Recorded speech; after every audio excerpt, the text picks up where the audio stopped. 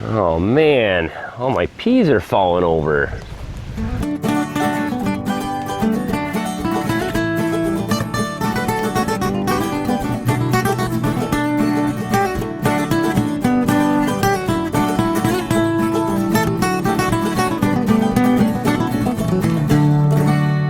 All right, so this is what we have. We have the kitchen garden, so front door, detached garage. In between we have the garden all out here, which you guys have probably seen before. If not, well, why not? Check out the playlist. I'll link up at the top there in the card system, up in the upper right or left corner. But I have planted all along the house here peas. And I have learned in the past from the previous trellis I built, which is called the Invisible Trellis, and I will again link to that video as well because it might be pertinent if you're looking to build a trellis. There's a couple different ways to do it. But I only built it 4 feet tall in the past, and these things grew about 6 or 7 feet tall. So I'm gonna make a trellis for this whole wall. All right, so let's catch you guys up to where I'm at.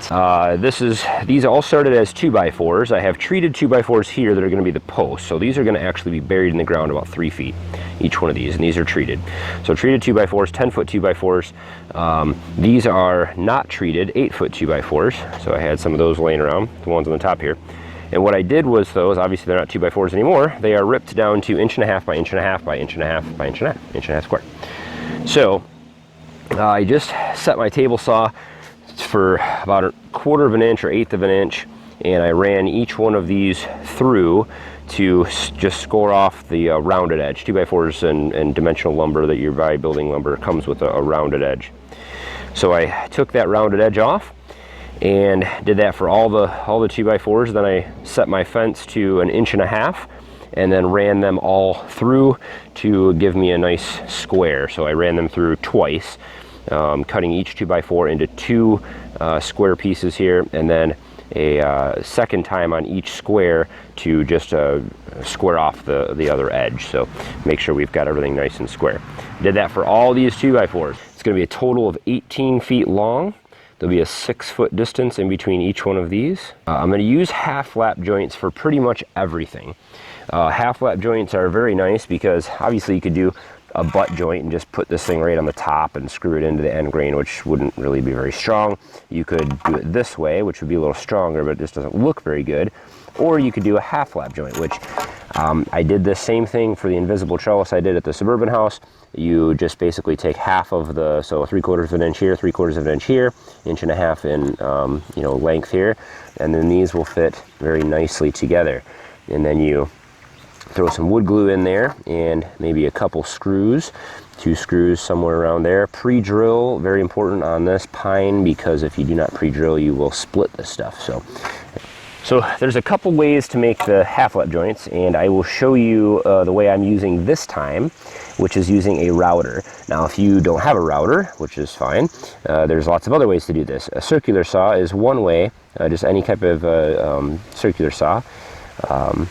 You can do the same type of thing. And if you want to see how to do that, check out the Invisible Trellis video again, and that's how I did it in the other video.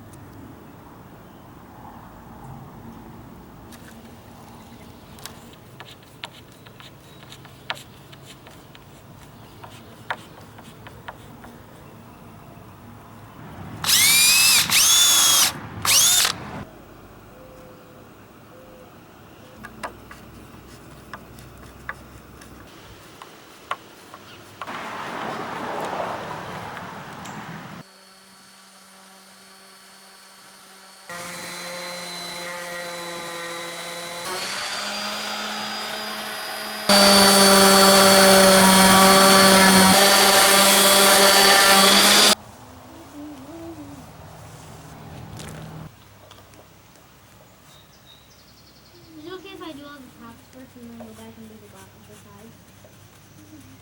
Sweet. Is Mom gonna come help?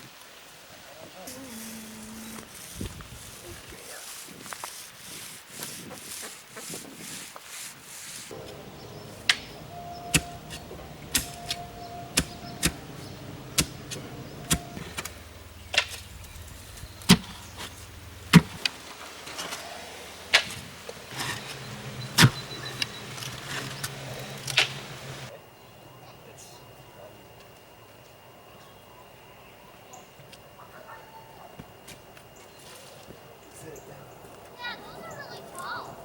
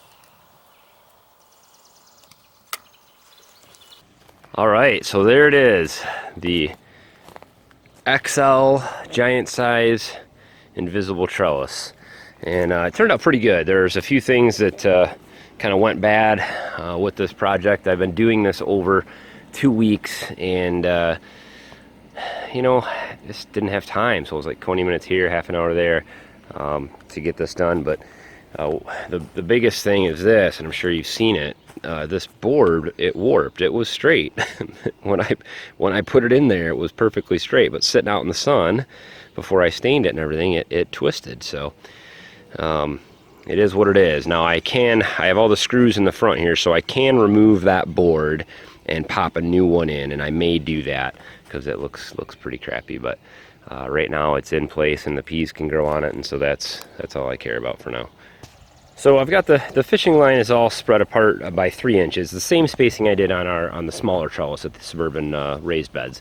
That works out really good for peas, cucumbers. You can even grow like mini pumpkins. Any climbing vegetables are fine. We had large regular sized cucumbers growing up, the other one hanging over the fishing line and everything, and it does not damage the plants at all. The little tendrils will wrap around the plant or the line, and that's what hangs onto it. So the actual stem of the plants don't really carry the weight.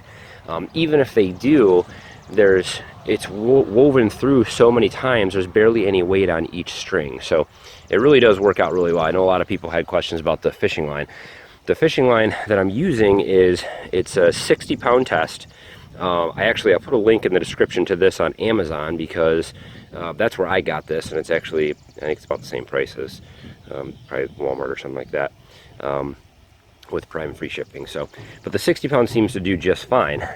We did have one break last year on our old trellises, but it didn't break during the year. It broke when I was tearing all the cucumbers out of it, and I was yanking on it instead of doing it like I should have and cutting through the stems and taking it out. So I really broke it.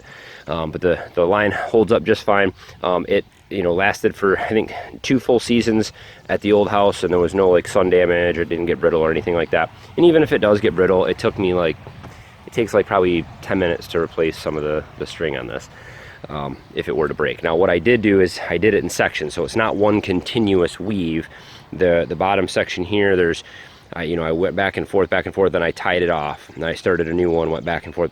So this is like 2 sections here, and then up here I did a larger section and a smaller section, but that's one continuous weave. So if it breaks here, I only have to replace this much of it.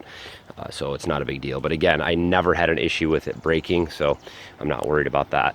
The trellis is pretty stable. It's going to be it's in the ground 3 feet, so I think it should handle the weight and wind and stuff like that, but we'll see. Worst case scenario, if I needed to put like a little kickstand on the front of it, I could, to help support it a little bit. But I really like the way the fishing line looks. It's less intrusive. We may pick a different color on this and redo this white next year when we put our fencing and all that stuff in, because it doesn't really match here, but it is what it is. That's the deck stain that I had handy, so that's what we used. So all the holes that I drilled were a 1/16 of an inch, or 5/64, I think was the drill bit, which is basically a 1/16, which is totally fine for the fishing line. It's small enough to just feed it right through, and you don't really notice the holes from far away. So that wraps it up for the XL invisible trellis. I really like this design. We loved it at our old house, and that's why I redid it here. The fishing line just is very unintrusive. It doesn't take your eye away from the garden and the other things as much as like the lattices do, and other wood trellises.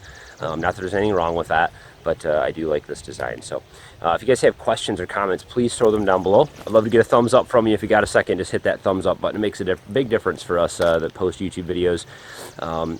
Also, if you hit that subscribe button and the little bell next to that, you'll be subscribed and you'll get alerts and notifications when we post new videos. So that helps you stay on track of what's going on here. So as always, guys, thanks for watching. Have a good one.